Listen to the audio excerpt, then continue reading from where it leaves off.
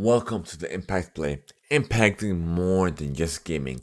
We are your weekly source for the latest news, updates, discussions, and at times have debates that revolve in and around the video games industry. You can be a part of the live show experience over at twitch.tv/the Impact Play and by clicking on the notification bell so you will be notified when we do go live, or later on YouTube, or even on your favorite podcast platform. Just simply search for the Impact Play. I'm your show host Mohammed, otherwise known as I'm sorry.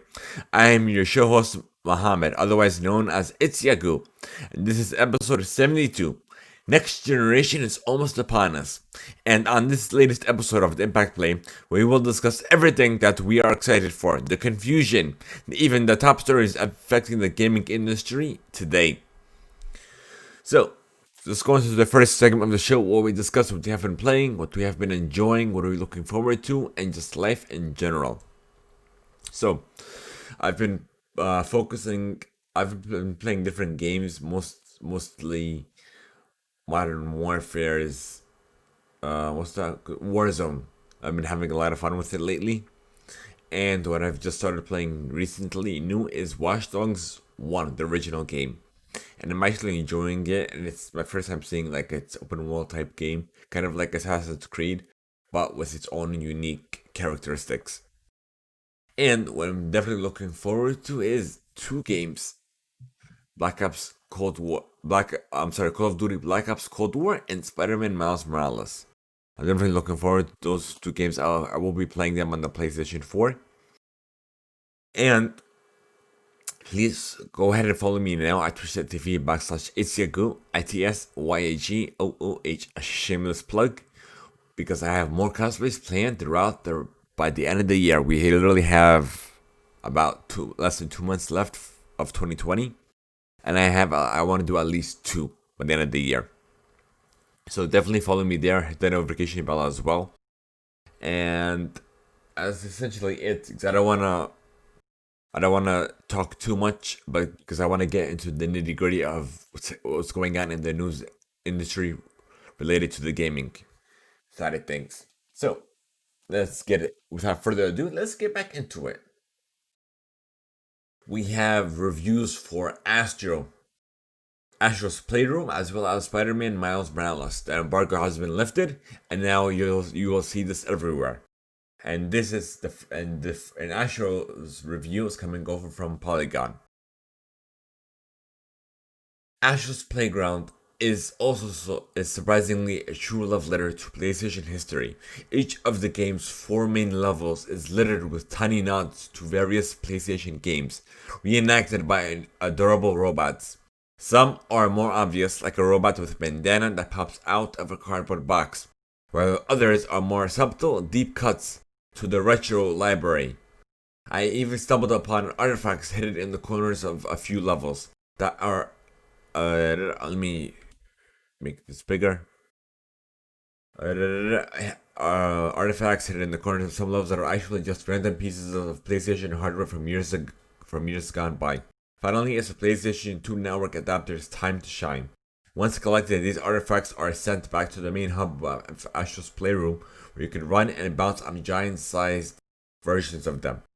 If you haven't been lucky holiday season, and this is if you have a PlayStation 5, this comes free with it as well. Let's see what else we got. Like, it shows off the features of it. It's a fabulous platformer, levels, It's like a 6-hour quote-unquote game, even though it's not really a game. It's just so it could truly test out what the PlayStation 5 is capable of. So, let's see. Now, let's go into Miles Morales as well. This is coming over from The Verge.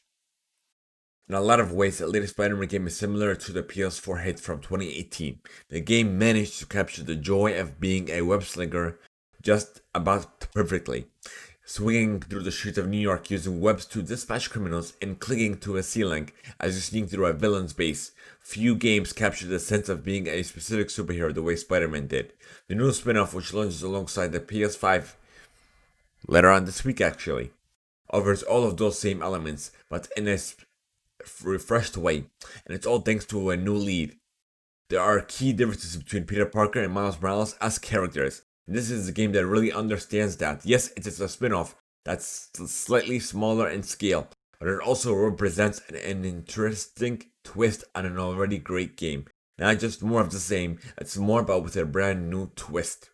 Spider-Man Miles Morales takes place not long after the original game, and at the offset, Peter and Miles are still working alongside one another as complementary Spider-Man. It seems that training has gone well. Soon enough, Peter abruptly announces that he's going on vacation for a few weeks, leaving Miles as New York's only web slinger. As the At the same time, Miles and his mom have recently moved to Harlem, and he's still getting used to both the new neighborhood and his mother's budding political career. Oh, and the neighborhood is also under siege from both a seemingly evil technology corporation and a band of high-tech criminals called Underworld that look straight out of the Watch Dogs franchise. It's not exactly the best time to be a solo Spider-Man. Like the original, it's structured as a fairly standard open world game with a big map full of points, interests to seek out. The mainline storyline will take you about 10 hours to finish. And everything in general will take you about 20 hours, including the side quests.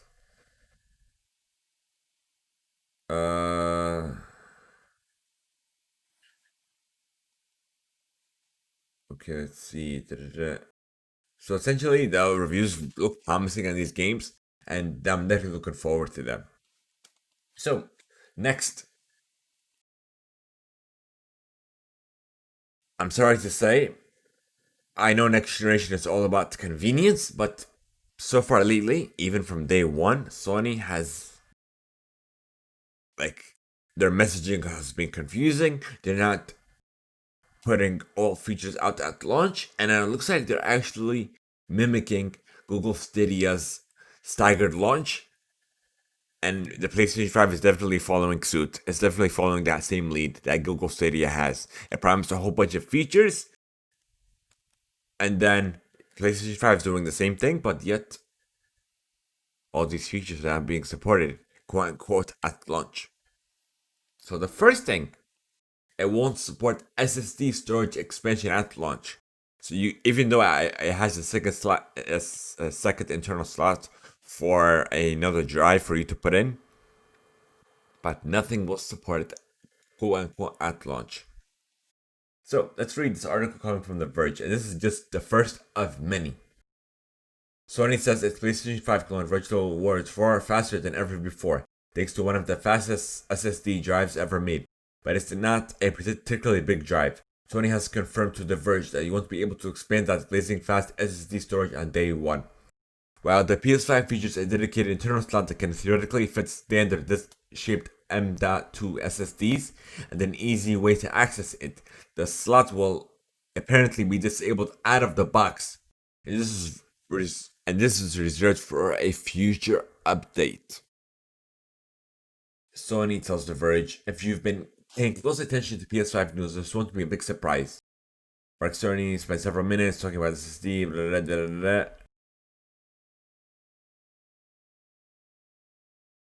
And Cold War alone is almost 150 gigs, and you're only getting, I believe, a little over 600 gigabytes. So if you have all these high-end games that are coming on day one, and all these free-to-play games such as Fortnite, Warzone, and so on, all this is gonna fill up your hard drive in no time. My hard drive alone, as soon as I got my PS4, the 1 terabyte drive, it's literally on 600 gigabytes now because I had to delete a lot of these free to play games. It was just full of free to play games, 1 terabyte, and I'm sure it's not gonna be enough. And this is the next generation, and this is including 4K textures. Everything is gonna storage is gonna go if you have 4K, and it won't even, and PS5 won't even support 1440 pixel. Like, why? Like, I don't understand why their messaging is confusing. Their consoles aren't quote unquote as consumer friendly or next generation, even though it's blazing fast. play your games faster and a whole lot better, but at what cost? At what price? Come on, Sony's. You had you have five full generations to improve upon, but yet you're going rolling back on features. It's not the way to do it. And then I believe you can't even expand. You can't even transfer PS5 save files on a backup drive either, it, unless you don't have PS Plus. I know a lot of people do not, but the PS4 allows you to back up to save files to external hard drive, external USB drive, what have you. The PS5 will not do that. Another backwards, and like this generation is supposed to be about convenience, but yet PS Sony is taking, it's definitely going backwards. This is everything that's been going on lately that I've been seeing. All these news and articles that I've been following, Sony is definitely going backwards. But Microsoft is going forward. All their games have been tested, thousands and thousands of hours have been tested from their end, not from the developer side or the studio side, but no, from Xbox themselves. They tested their backwards compatibility feature. All their games will be backwards compatible from the first ever generation. And then we also have certain game save data won't transfer over to the PS5, and like I don't understand why. Supposedly it was 10 games, and now we have Ubisoft came out on their FAQs where certain games of theirs will not be compatible via backwards compatibility on the PS5, and now they took that down because Sony and all this stuff, like all this messaging has been confusing, and like it seems that it's just so backwards what's going on lately. Hey, how are you? Welcome. It's like seriously, like I don't understand it at all. And this is the main like I was actually considering getting the PS5 on launch, but now I'm going back and I'm not gonna get it until at least a year in, because I know that they're gonna have a second PS5 model, and then on top of that, all these features are gonna be restricted to take fully to take full advantage of all these features. You can't because you'll be locked. But like I don't understand it at all. Okay, so without me like not venting and just complaining, because like I've been playing my PS4 since I first got it. I've been nonstop on it.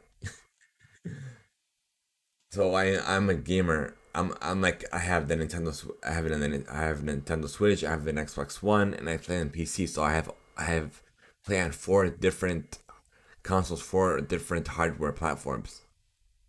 But like I don't understand. Sony's just backwards on, like I know innovation they are, but consumer friendly and then features and all this stuff, they're definitely following Google's footsteps. Unfortunately, hope they take a look and see that they're doing something wrong, that they have to improve on it, not just roll back on it. But yeah, next, even more Sony news. PlayStation VR and PlayStation 5 won't be able to use on the console's upgraded camera. However, the company is providing a free adapter so you can still use the original PS4 camera.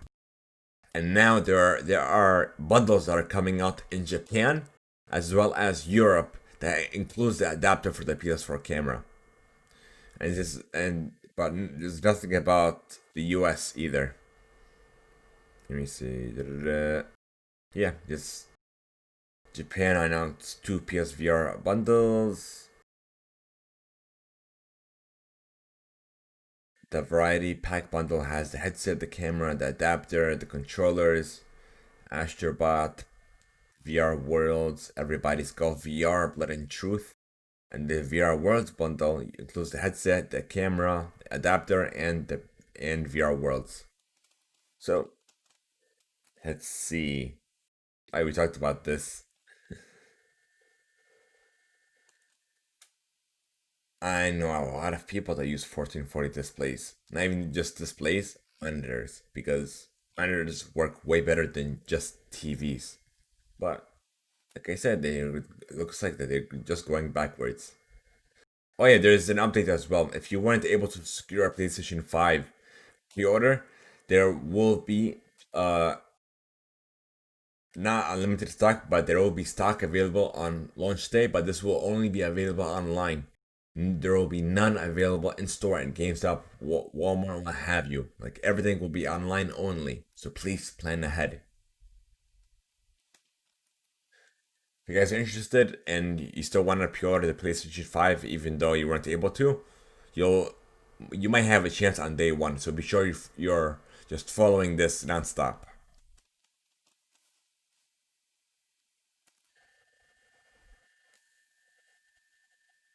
We get a 12-minute video breaking down the improvements to gameplay, graphics, sound design, and even more on Demon Soul. So there's a performance mode that you could change: 60 frames per second, dynamic 4K resolution, cinematic. The character creation mode is extremely robust and allows for players to customize some beautiful protagonists and for photo mode. And speaking of the photo mode, you'll also have several filters and options for composing the perfect shot. Also announced Demon Souls will have a deluxe edition and only available on the PlayStation Store. But that's about it. It's not giving me anything here. Here it is.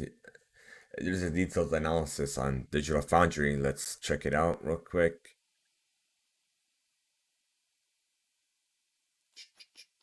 Yeah, same thing. It's not giving me anything different. Okay. I guess that was pretty short. So next, Dragon Quest 6, I think. I don't wanna. Let me see. Is it Dragon Quest 6? Let me see. No, it's 14. Is it 14? No, it's not 14. Hold on. 6. Is it 6 or 14? I'm confused. Hold on. It's the latest Dragon Quest that's coming out now. So I'm assuming it's 6. It's 6. No, it's the X is 10. Yeah, the X is 10, so it's 11. Okay, I'm sorry. The Dragon Quest 11 Echoes of an Elusive Age. You can download the demo now, and I might take a look at this game. If I enjoy the demo, I'll definitely get the game because it's only like $40, which is like really cheap. So it seems like it's gonna be a short game, not a full game, kind of similar to Miles Morales. So I'll definitely take a look at that. Okay, let's see.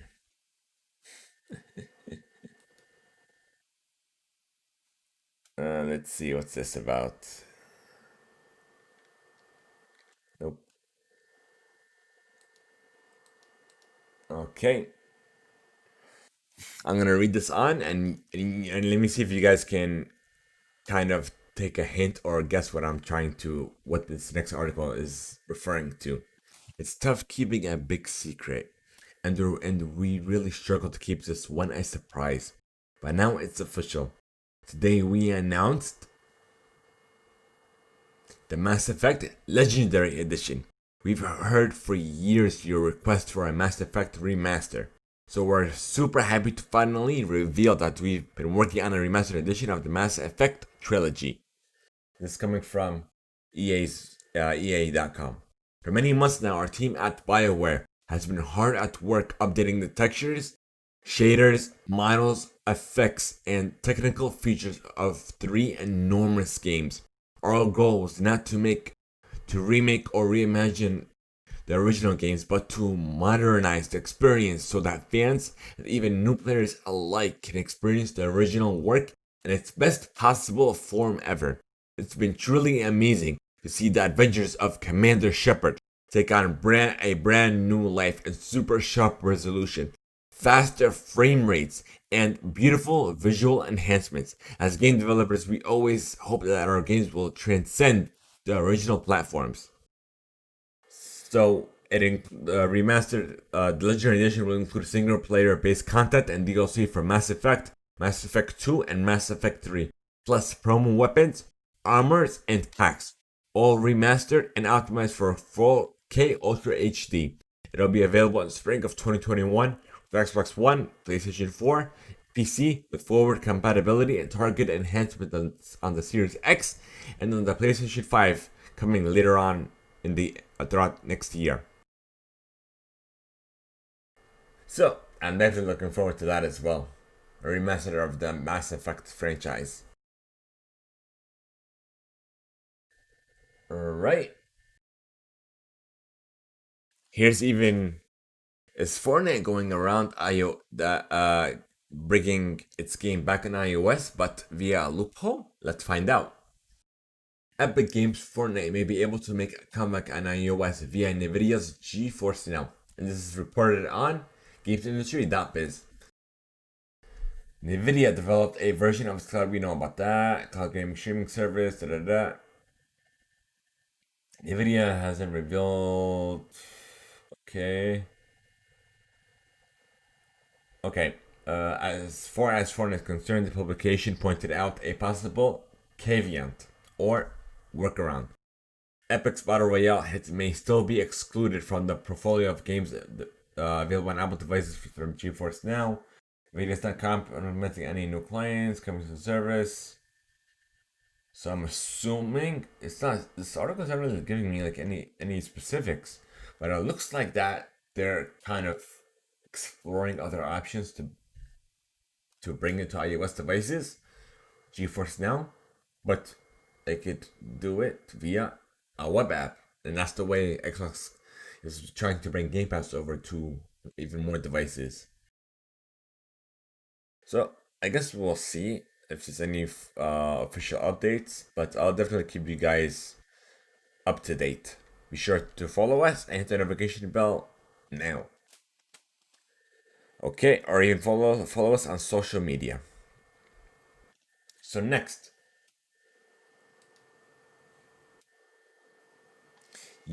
Watch Dogs publisher Ubisoft is currently investigating a potential leak as an online group claims to have released a source code for its latest game. The US Gaming reports that ransomware ground known as Egregor appears to have leaked a source code for Watch Dogs Legion. The code is reportedly available to download on multiple private trackers, weighing in at 560 gigabytes. A Ubisoft spokesperson told our sister site Eurogamer, "We are aware of the group's claim that they're currently investigating a potential data security incident." Eurograr claims to have obtained the data from Ubisoft internal networks and has also accessed the internal networks at Crytek, making the source code available can have a range of effects. So yeah, that's unfortunate news. That really sucks, and the game just literally just came out, and it's their entire source code. Come on. So I'm sure legal action will definitely hear of legality issues or letters or what have you regarding this matter. So speaking of Epic, okay, esports, Epic and Google. Hold on, Google is a judge rejects Google's attempt to push Epic's case to October 2022. Fortnite firm has adjusted February 2021 as judge tells both companies to get quote unquote get moving. So Google's suggestion of dealing with the lawsuit it faces from Epic Games in 2 years' time has been rejected. Epic has suggested starting the case in February of 2021. The firm filed a lawsuit back in August. We know about that. So that's just the latest update, I guess, in regards to Epic versus Apple versus Google triangle. So yeah. So let's see. Pokemon Go 2020 revenues estimated at $1 billion so far, and this is just this year. Sensor Towers estimates that Pokemon Go has already surpassed $1 billion in player spending so far this year. Revenues for the first 10 months of 2020 are 30% higher than the same time last year, and 11% higher than the entirety of 2019. Since its launch, Japan is second. But I'm surprised. This is actually surprising that Pokemon Go is meant to be like a it's an AR type Pokemon game where you'll find Pokemon Go in the wild as you walk, as you explore new places, new parks, as Pokestops and what have you. But I'm surprised the number just I know it was gonna go up. Everyone's at home, but this large of a number, it's phenomenal. And this is the mobile market, so mobile games is definitely like picking up. In the US it's picking up, but in other countries like China, India, that mobile gaming is like higher than regular PC or console gaming there. Because everyone has a smartphone, and I'm assuming that consoles and hardware is hard to come by.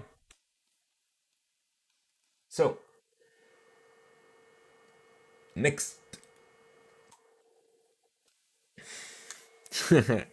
this one's a little funny. Apple has devised a potential solution to toxic players spoiling multiplayer games for others by making them play only against one another. A new patent filing spotted by Protocol details Amazon Technologies' proposal for a system that allows behavior aware player selection for multiplayer electronic games. This is reported on GamesIndustry.biz. The filing was originally made in December 2017, but it seems to have been approved by the US Patent and Trademark Office last month. The patent filing notes that traditional matchmaking systems often focus on grouping players based on skill level, but suggests there are other considerations to take into account. While players may enjoy competing with others of a similar skill level, such systems I don't want to say naively assume that skill is the hold on, give me a second.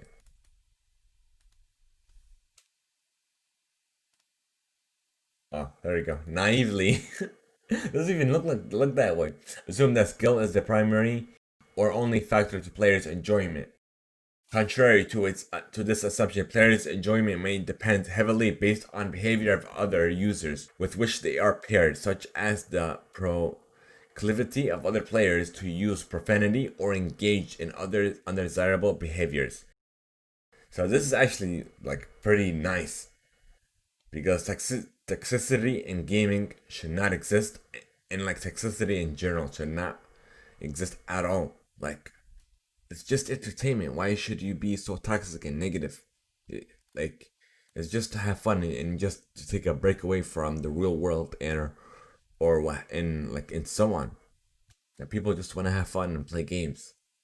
So it's good that Amazon is actually taking the initiative and introducing a new feature. Okay, let's see. What else do we have? Microsoft is phasing out peer-to-peer voice connection between players in order to improve security for Xbox Live users. A Reddit user warned Xbox players to refuse random party invites in Rainbow Six Siege, which was recently added to Game Pass. Players can DDoS your network through this using your IP address if you join, the Reddit user said. Xbox engineer Bill Redmond responded to this issue saying that Microsoft is aware of this problem and is already taking steps to fix it, which is great on them. Kudos. We're actually phasing out P2P voice connections for party chat completely, which we've been working on quite a bit in the background to stop this very problem. Reddit said we've been ramping up a larger percentage of parties to be completely server-based week over week, so we don't make direct connections to other party members, so they cannot see your IP, and soon should have no more peer-to-peer based parties. Redmond also said that the Xbox mobile app already uses this server-based approach to forming parties. Wow, I was not aware of this at all. That's nice on them. Okay, let's see. Starfield Bethesda Software's next big role-playing game will be powered by an overhauled creation engine, whose capabilities will be a larger leap forward than the one seen from 2002's The Elder Scrolls 3 Morrowind on Xbox 2006 to The Elder Scrolls 3 Oblivion on the Xbox 360, according to Bethesda Game Studios creative director Todd Howard. In a keynote appearance, let's see, from rendering to animation to pathing to procedural generations. I don't want to say everything, but it's a significant overhaul, how we're told James Batchelor of GamesIndustry.biz. It's taken us longer than we would have liked, but it's going to power everything we're doing with Starfield and Elder Scrolls 6. When people see the results, will hopefully be as happy as we are with what's on the screen, and also how we can go about making our games. Both Starfield and the untitled next chapter of Elder Scrolls were announced during E3. Okay, that's about it. So I guess we'll move on to the next couple of news stories that we have left. We don't have that much left, folks.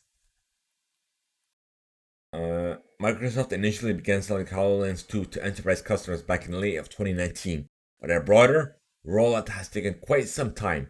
Earlier this year, the company began selling the headset directly to individuals. Now it's expanding the scope of sales to 15 more countries.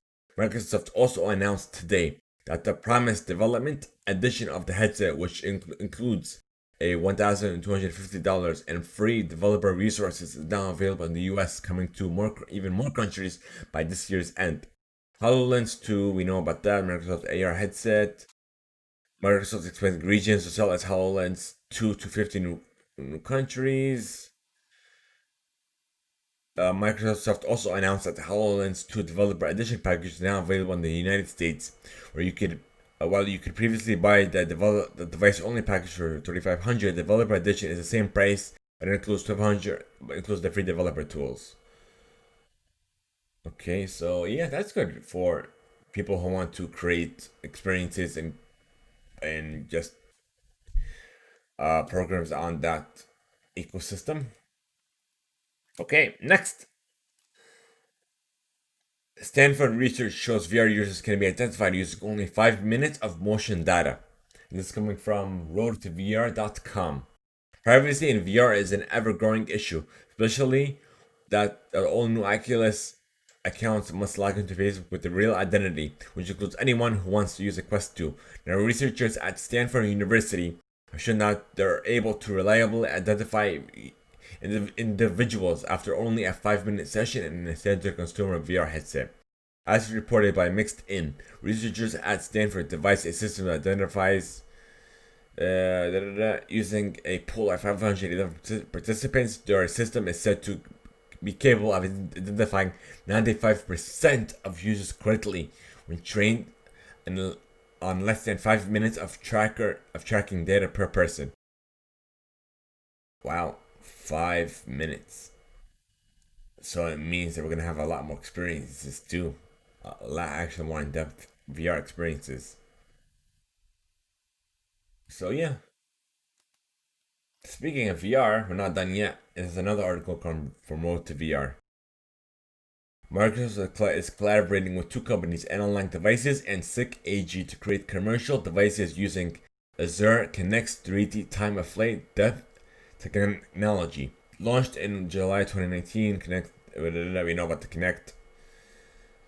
Microsoft, both companies will manufacture and sell their products, with Analog Devices taking the depth center silicon and a commercial depth camera module and aiming it at consumer electronics. We are excited about the momentum we are seeing in mixed reality and stronger ROI that our customers are achieving with HoloLens 2 and Azure mixed reality services. Microsoft says today's announcement will help to scale the breadth and impact of our mixed reality platform. The usual business jargon, but haven't heard Azure in quite some time, even way before Connect. It's good that these are making the rounds again, and who knows, this might be even a leap that the VR needs, with all these technologies and different companies actually innovating and creating new and ever-growing experiences. Well, okay, hold on. I have something else coming from Road to VR. It looks like I missed one. The Linux R-1, the upcoming standalone M1 headset, has been delayed to late 2020. But a new update from the company says that they're targeting a lower price and now including Ultra Leap hand tracking. In a recent livestream, Lynx founder Stan Lorak shared progress on the company's upcoming MR headset, which is being designed with AR, pass-through, and VR capabilities in mind. Headset was first revealed earlier this year, said to include Snapdragon XR2, eye tracking, and novel optics. The company expected the Linux R1 headset to begin shipping by the summer, priced at 1,500, and had begun accepting partial deposit pre-orders. As of this week, the company announced that a small batch of prototypes are being sent out to partners. The first batch of production units won't be shipped until late 2020. The coronavirus pandemic was one of the reasons, of course. Let's also share the headset would include Ultra Leap Gemini hand tracking. Then latest renders and prototypes of the Linux R1 now shows a new spot on the front, which he says in an infrared illuminator for the hand tracking system. Ultra Leap's hand tracking is recognized as perhaps the best commercially available hand tracking solution. I'm not gonna really go in depth in this, but if you guys want to check that out, you could easily search the Linux MR headset. But it's nice that there's a lot of different companies innovating. I told you, it's not just Microsoft. There are other companies working to bring, trying to improve upon VR and trying to bring the best abilities that it can be. Okay, so if you guys are excited for your apps on if there's X and S, everything that you had on the previous generation will be available on this next generation of consoles, including Apple TV. And also, if you guys ordered the Xbox Series S or X from Walmart, I've heard reports that a good amount of consumers or people have already received their consoles. So if you guys have received them, kudos on you. Test it out. Let us know your thoughts. Let us know your reviews, and and we'll have them featured on our reader mail episode or on a special segment of the show. And Fortnite will be available day one on the Series X, S, and the PlayStation 5. Okay, what's this? Okay, so we have the soft opening week for Watch Dogs Legion and Pikmin 3. So let's see. Ubisoft Watch Dogs Legion was the big game of the week, but it had to settle for number 2 in the charts behind FIFA 21. Physical game sales are 54% lower at launch compared with what Watch Dogs 2 managed in 2016. However, digital downloading has accelerated rapidly ever since 2016. Elsewhere, Pikmin 3 Deluxe for Nintendo Switch lands at number 7. And FIFA 21 is still at number 1. Animal Crossing is at number 3. Mario Kart 8 Deluxe is at number 4. Minecraft on the Switch is at number 5. And Super Mario 3D All Stars is at number 6. This is the UK charts, if you weren't aware. And now, okay, let's see. We also have The Witcher. It's not really gaming related, but it kind of is because this is based on a video game franchise. The Witcher production on season 2 has halted due to multiple COVID-19 diagnoses. Netflix hit series The Witcher is the latest production to shut down due to multiple positive COVID-19 tests. Reported by The Deadline, there are 4 positive corona cases amongst on-set crew for The Witcher 3, and Netflix is now doing an isolated round of testing for everyone involved in the show. None of those impacted are far from the core cast, including Henry Cavill, Anya Kalotra, and Freya Allen. And those who have been affected have been isolated. Once it's safe to resume production, Netflix will get the season 2 cameras rolling once again. Just kudos on them as well. And I'm assuming that's it. But let me see if we missed anything or there's any news stories that are happening now as we are live. So I'm gonna take a look at that. I'm not seeing anything. Like nothing really breaking.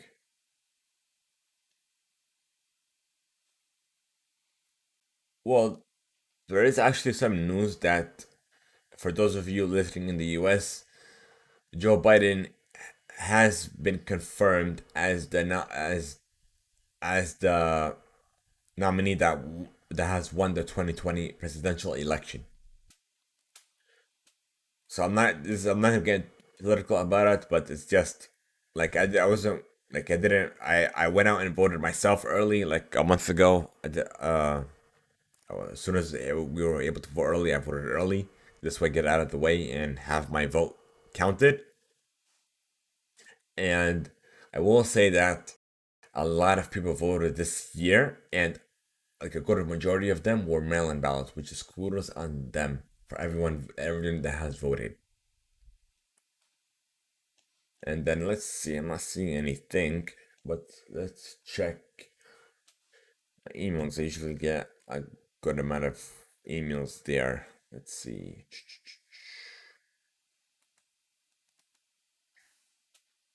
Yeah, I'm not seeing anything here. And nothing breaking at the moment. So if there is, we'll just, we'll discuss it on a future episode of the show, or we'll simply kind of talk about it on social, on Twitter. Okay. I guess that's it. So, if you want to be a part of our reader mail segment, here's how. We want to know your feedback, your thoughts, and even any questions you may have for us by sending us reader mail on our Discord server, by leaving a voice note over at anchor.fm/theimpactplay, or even by sending us an email to readermail@theimpactplay.com. And we even have a brand new segment dubbed the Creator Spotlight, where we highlight an amazing creator on the show that hacked, reinvent, or even repurposed everyday items based around video games. And if you wish to be featured, simply reach out to us on Discord or via email to creatorspotlight@impactplay.com. So, before we end the stream here, if you guys want to help us support us, help us grow, help us reach even more people, we need to reach affiliate level. All we need are the views. So simply share this podcast, share the Twitch channel with everyone that you know, everyone that your friends and children that you know will benefit from listening to this podcast, to this live experience. And we can definitely help this podcast reach out to even more people, to even more countries, to people all around the world. So, again, thank you guys so much for making the Impact Play a part of your day. If you wish to join a community server over on Discord, be sure to enter !Discord in chat now. And you could also be a part of the show by leaving a voice over at anchor.fm/impactplay. So leave us a review or even a rating on your favorite podcast platform. Thank you guys so much. Have a great one. Stay positive, stay humbled, and stay blessed. Take care, guys. Until next time.